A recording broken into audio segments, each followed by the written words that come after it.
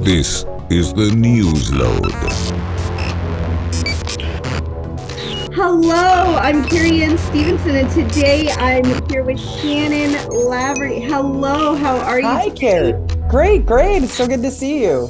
Oh my gosh, I've known you for, I hate to say it, a couple decades now. Stop it. I apologize in advance, but you look amazing. Are you, is this just natural beauty, or are you, Joan Rivers? No, I'm not. I don't Botox. I don't do any of that stuff. I did some micro needling, and you can see the scarring on my face right now. That's about it. It's where they poke little needles in your face, and then it's supposed to rejuvenate your face. But your eyebrows are so fabulously, on point and such. Your skin is lovely. Thank you. You're just naturally gifted. Well, I put some makeup on this morning for this. I'm not going to show up no makeup. I was close though. I was like, I don't care. It's a Zoom. Then I was like, oh, yeah, it's a Zoom. People can see me. I went a little disco for you. I thought like it. The 70s would be a little bit fun for this morning. A little disco on the beach. It's good. So, may I ask how you started in comedy? Yeah, sure. It was kind of a fluke, but not really. It was sort of back in Saskatoon. That's where I grew up. I was working in a hair salon. There was a Yuck Yucks club there. And in the club, I didn't go to the club very often. I was scared to go. And I was like, oh, I don't want to go. The comics will talk to me. And so I finally went to see a show. But I was doing some live theater as well at the time. And very young, by the way. Very young, in my 20s, like early 20s. And so I decided I'm going to try stand-up. They had a contest. It was the funniest new comic in Canada contest at the time. And I joined and I went on stage and I did really well. I mean, I didn't win or anything, but it definitely was like, oh, you're going to be a comic now, I think. Actually, that's a lie. I didn't even think that, because people were like, it's going to take at least 10 years before you're headlining. I'm like, I'm never doing this for 10 years. So, 33 years later. Yeah, 33 years later, I'm still here. So when you started out, did you take classes? Did you study other comics? Study other comics in the sense that I was at the club every single weekend, pretty much Thursday, Friday, Saturday, Sunday.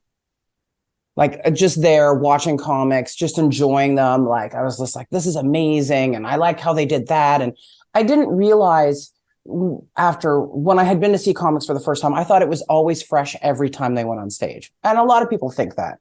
And so when I finally went to see the next day, I was like, oh, that guy was so good. I'm going to go back and see what he does the next day. I'm like, oh, it's the same act. Oh, it's the same. Oh, it's the same act. And so I was like, okay, great. I understand it now. But sometimes, there's some ad lib and some fun that's thrown in. Just depends on who it is. Crowd work and such. Crowd work. Yeah, absolutely. So there is always something fresh. And that was what I always aspired to, was to having the ability to work within the crowd. That was something that I always found really cool. I was like, oh, that's what I want to do. I want to be able to talk to people in the audience. So have you traveled all throughout Canada to do this? I've been everywhere except for the Yukon and the Northwest Territories. So if anybody's booking, I want to go. Those are the two places I've left. I've been to Nunavut. I've been to, everywhere else in Canada. And Vancouver Island. I've never performed on Vancouver Island. So Victoria, or anybody out there? Woo! And I've been to South Africa. I've been to, I was there doing a 3-week tour back in 2000, before cell phones were popular, but they were a thing there. But it freaked me out when I was there, because everybody was texting and I'm like, what are you doing? Why don't you just call them? Because texting wasn't a thing. It was, sorry. They were a test market in South Africa for texting. Yeah. And then we just all mutually decided that, the phone is no longer good and we're all just going to text all the time now. Oh, it's terrifying when somebody phones you, like, oh, I don't want to answer that. Please don't make me answer that. Yeah, exactly. Especially if it's your mom. No, I'd be happy if my mom called, actually. It'd be weird because she's dead. But although it's so funny, the other day I was at a gig and my phone goes, the number you've reached is not in service. And I was like, what are you dialing? And I looked and it had called my mom. Aw. Aw. Scary. I lost my father about 12 years ago. It's tough losing a parent. It is. Yeah, it is. Yeah. Yeah. Are you okay? Yeah. Oh, yeah. I'm good. I'm good. Yeah. Yeah. Yeah. Yeah. I find I still wear his clothes, and like I'm wearing his ring right now. Yeah. Like little things just to keep him alive. Yeah. Yeah. Yeah. Yeah. Well, there's an elephant on the wall back there. I don't know if you can see that. My mom was huge into elephants. Oh yeah. And yeah, and then my dad also died 5 years ago, so that's coming up this week. So Oh, Shannon, I'm sorry. yeah, I'm an orphan. But I miss them dearly, but that's what happens in life. So Were they happy with, like your performances? Would they come and support? oh, absolutely. Whenever they could. I mean, they lived in Saskatoon, so yeah, they were super supportive. Absolutely. I mean, when I first started, my mom was like, I don't know if you'll be able to do that kind of act when you get older. And I was like, oh, yes, I can. It'll be better when I'm older. People will believe it more when I'm older. Well, I mortified my father in my 20s by telling blowjob jokes and such. And then Patrick Maliha was like, "Oh, your dad's in the audience, Daddy's little princess." So funny. Do you have any advice for young comics? Usually my first advice is don't. Just don't. Yeah. Father. And then if you really, really want to, then still don't. No, you know what?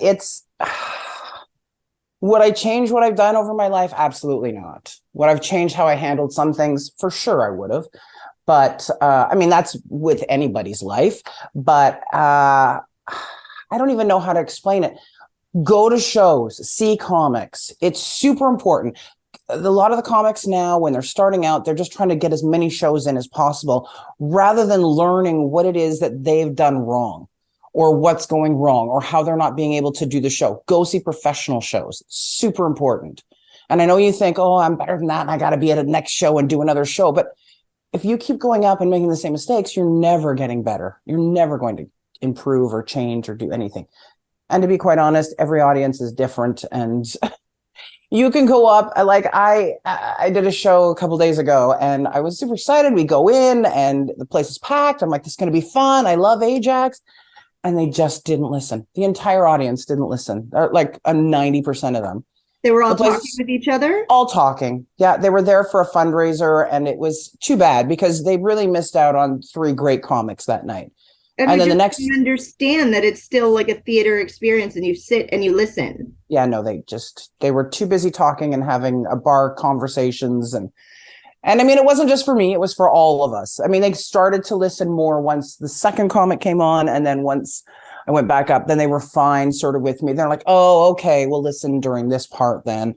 And then, but there was still a majority of the room that talked, which I haven't had that experience in a long time. So I was like, I'll just get through this. And then the next night, I'm in Sudbury and it's packed and they're amazing and they're there for comedy and they want to see a show and they're having a great time. So every night is a different show. New comics, remember that. Do you get Sundays or Mondays off or do you work like every night? Oh God. No, I don't work. So I don't know if you know, I was doing a TV show called A Little Sketchy TV. Yes. You're probably going to get to that. Okay. Now that you're talking about it, we can talk about that. Okay. Yeah. So right now we're just on a little bit of a break. We're holding for second season, where we're waiting for second season, and fingers crossed that it's happening. No, it's going to happen. I'm staying positive on this, but yeah, that was a huge fun experience. So that one I normally work Sunday, Monday, Tuesday, Wednesday, and then I would have Thursday, Fridays, and Saturdays off. So doing shows during that time. So but it's great every day. Yeah. I had to leave the salon. I was a hairdresser. I left the salon finally after 33 years of doing stand-up. I was like, I'm leaving the salon. I just didn't have time. I didn't have time to manage a salon and work in a salon and do the show. And I finally had to break. So yeah. And your passion after so many years is still there. You're still in love. Absolutely. Oh, for sure. I love doing stand-up. Like I like getting on a stage. I like performing for people. And somebody was like, why do you like doing stand-up so much? I'm like, all the attention I get. What, are you kidding me? Like, Yeah. it is a little bit of an attention like thing, but it's also, I like bringing, I know this sounds corny. I like bringing joy to people. That's what it is. I truly do. And I'm always happy when people find me funny and it makes them laugh and makes them come out of a bad moment or stop thinking about things that are bringing them down. Absolutely, absolutely. Joan Rivers said that the ability to make somebody laugh is a gift because not everybody can do it. No. And it's awkward when people try. Yeah. They can't.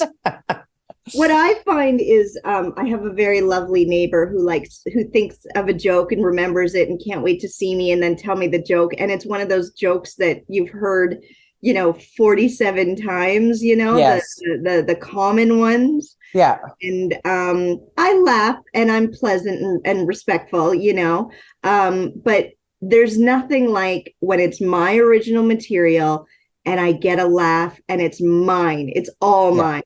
Yeah.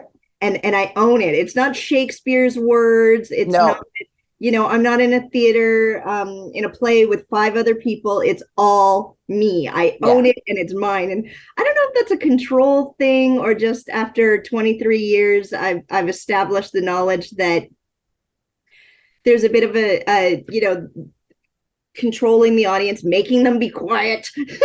Yeah, absolutely. Shutting down the hecklers.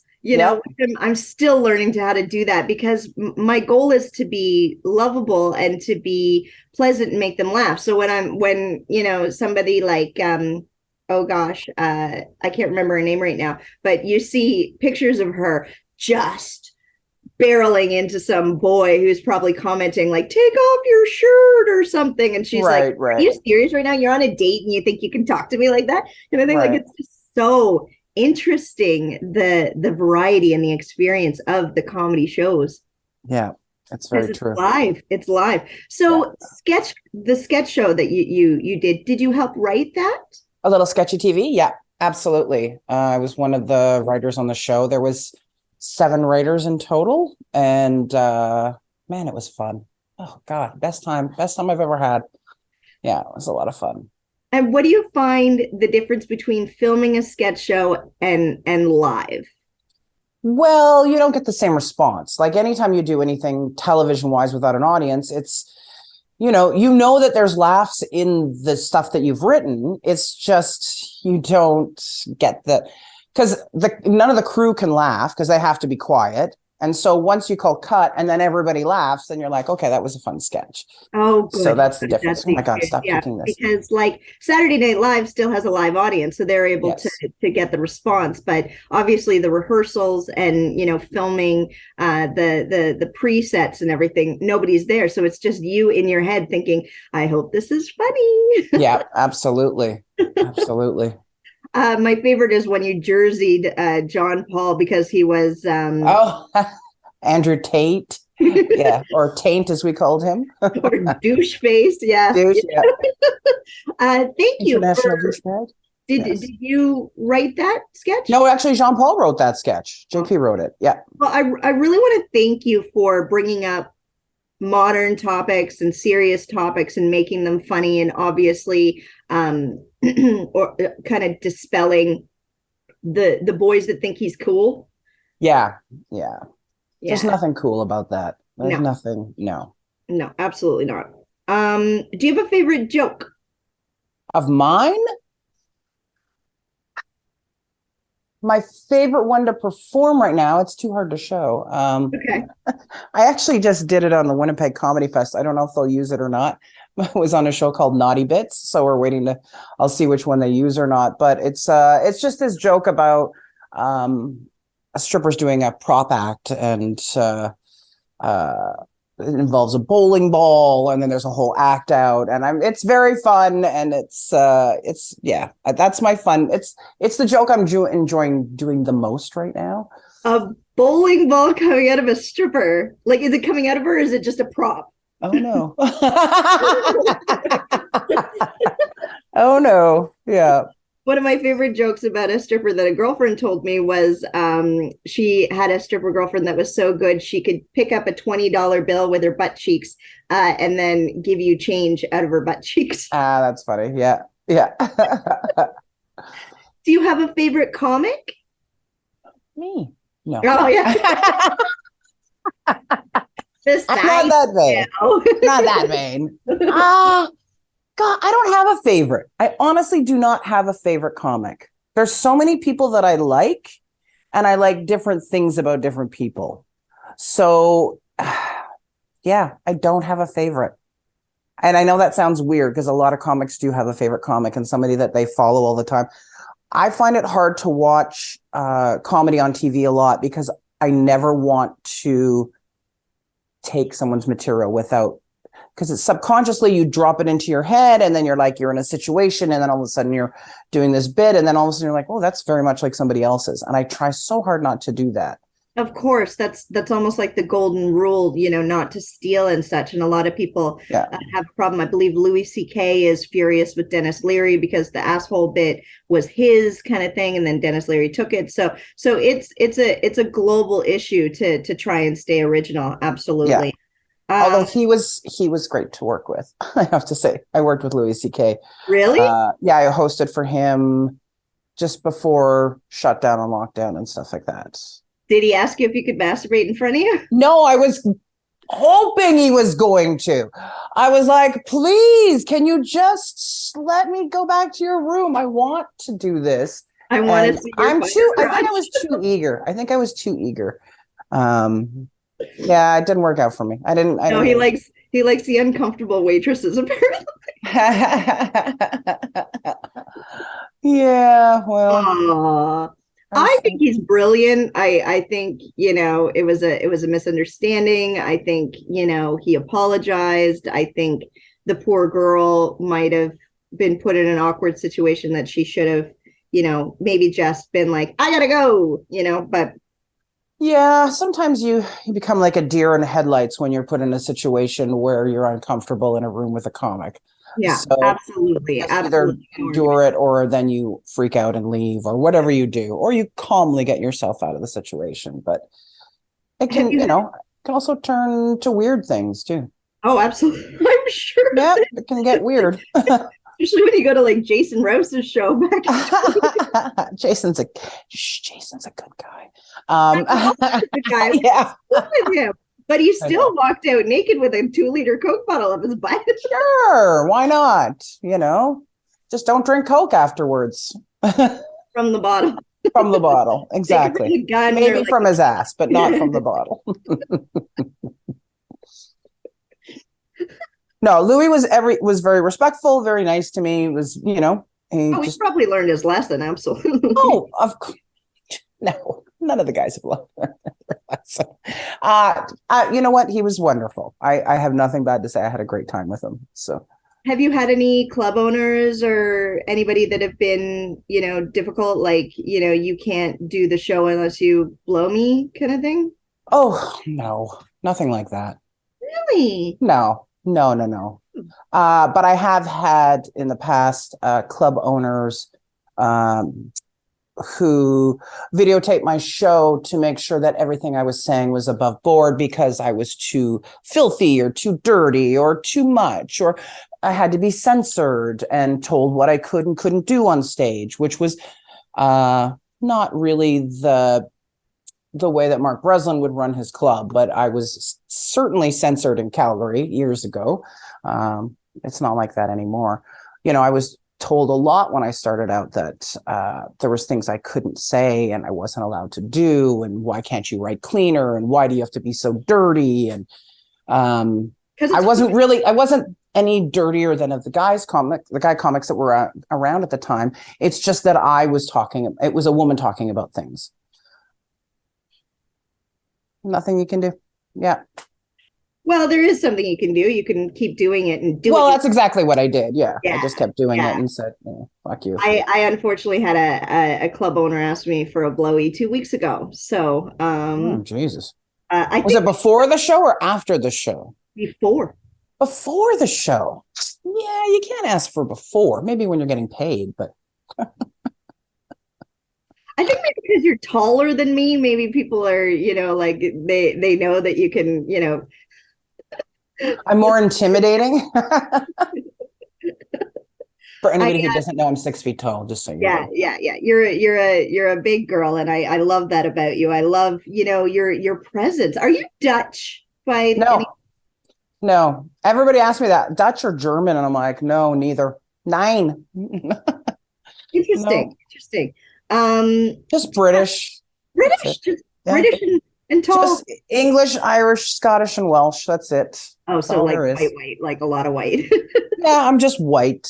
Yeah, but there are some big Scottish boys, like the Yes. the warriors and the bravehearters and the big stone throwers. Those are some massive boys. Yeah. Well, Yeah. apparently there's a family in Ireland with the same last name as Laverty, and they're all very tall. Because Okay. I've met this woman years ago when I was doing hair, and she was going over to Ireland to stay with them. And she's like, "Are you related to them? Because you're so tall, just like they are." And I'm like, "Don't know who they are. I don't know my relatives." So I loved back in London when you were hanging out with Connie Winkleman, yes. our dear, dear friend.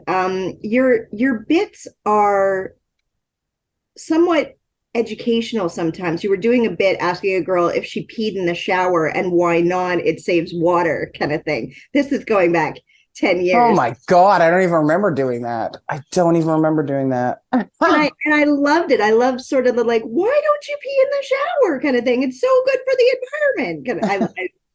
I was howling how funny it was. Do you have any goals? Just obviously the sketch show. Yeah. Just to keep getting better. That's it. That's my goal. Keep getting better, getting more shows. I'm trying to get an acting agent now because it's been a few years since I've had one of those. Mine dropped me a few years ago. She's like, "Oh, you need new headshots." So I don't know if you saw them online, but oh, you did. I I got new did. headshots, everybody. Because apparently that's the most important thing is Yeah, having new up headshots. to date, being able to let them know, what they're getting now instead of from, I have some from 2004 where I'm 60 pounds lighter. So I need new Mhm. headshots myself. Yeah. Do you find it hard having relationships in this business? Yes. Mostly because I don't want them.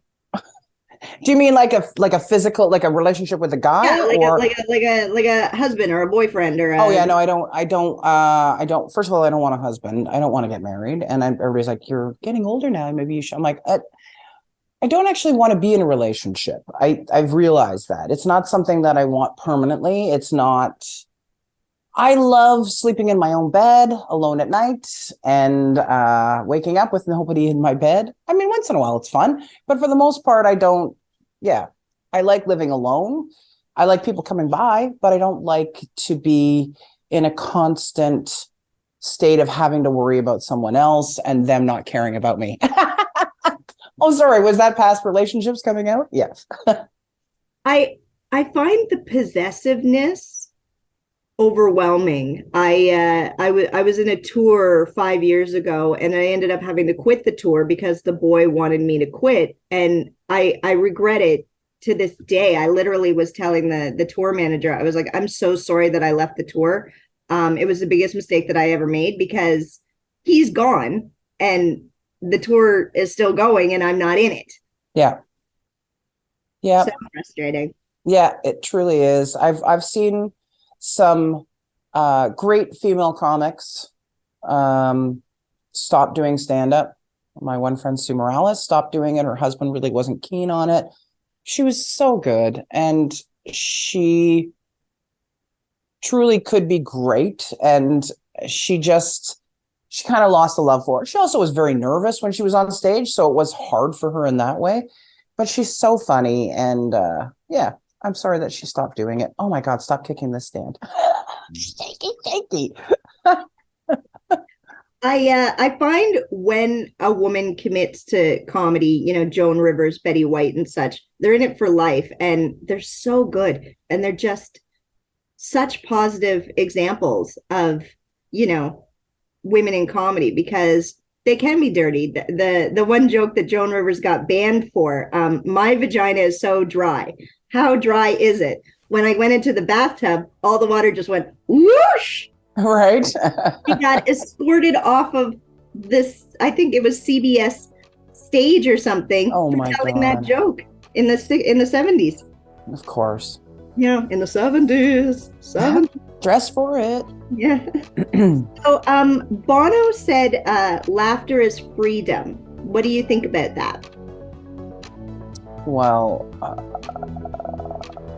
I agree with that. It truly is. Like when something makes you just laugh, it's what's better than just laughing? Like it shakes, like everything just feels so good, and it increases your endorphins, and it does so much for you. And yeah, I don't know why Bono's saying it, but good on him. Stick to the streets with no name. Well, Shannon, I really want to thank you for your time today. I thought it was absolutely amazing to be able to speak with you and hear some of your stories and such. And just before we go, if you can say it loud, say it proud, I love Newsload. I love Newsload. Thank you, Shannon. I hope you have the most amazing day. Thanks, Carrie. Take care. Have a great day. Bye. Bye. This is the Newsload.